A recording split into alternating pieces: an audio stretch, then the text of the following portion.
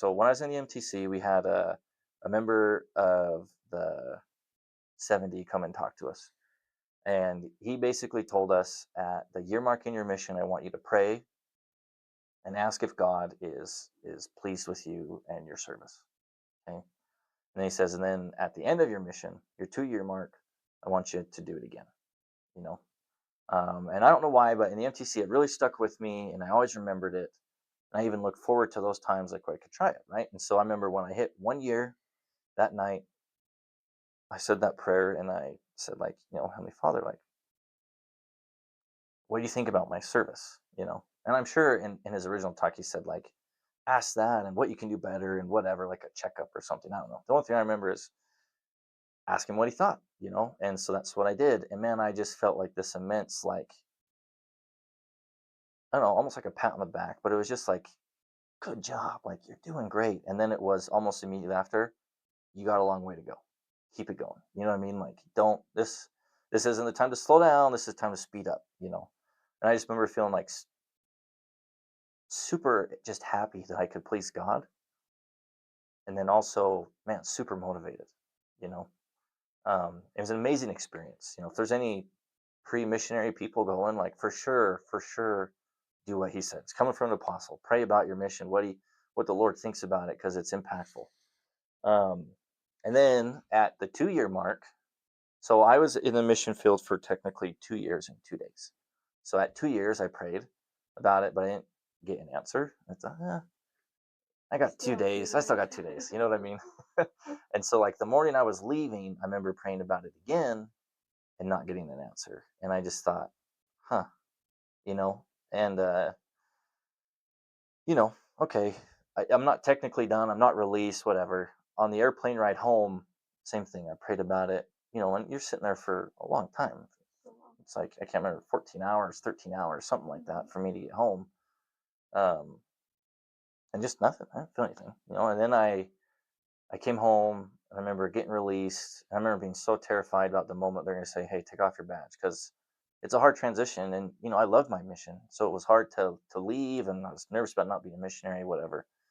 So that first night, when the stake president said, like, "Hey, he releases you," he didn't ever tell me, like, you got to take off the knee badge or release. We just kind of talked, and he said, "Hey, see you later." I thought, leave this thing on for a little bit, and then that night I took it off.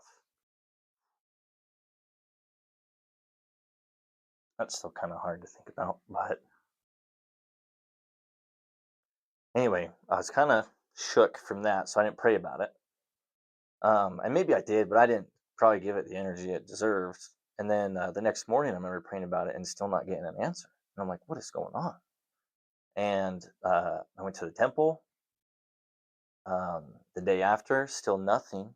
And then the next day, I went to the temple again. And that second day, I went into the celestial room, and I remember seeing on the table uh, a Spanish Book of Mormon. And it was just like, that's for you. And yes. You know what I mean? I knew it. And I said the prayer again. I said, like, Heavenly Father, what did you think about my mission? Are you accepting my service? Um, and it wasn't like, I don't know.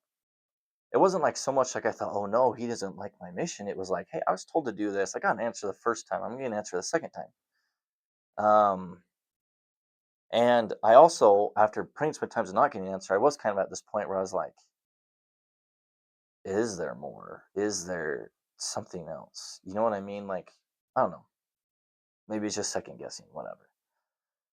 But anyway, I saw the Spanish Book of Mormon, and I knew it was for me. I knew, okay, I could feel the spirit come into the celestial room, and I knew, like, hey, this is the spirit's here. I'm going to ask. And I asked, I read a couple scriptures, I think.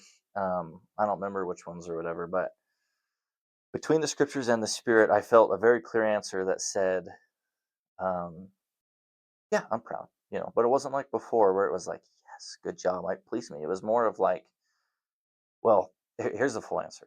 The answer was like, yep, good job.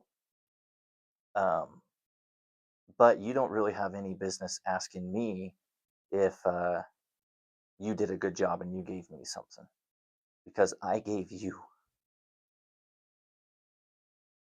I gave you your mission. I gave you those 2 years. I gave you the spirit. I took you through training. I made you a better person. I gave you a million friends that you love for life. I gave you so many things. So you should be thanking me for those 2 years.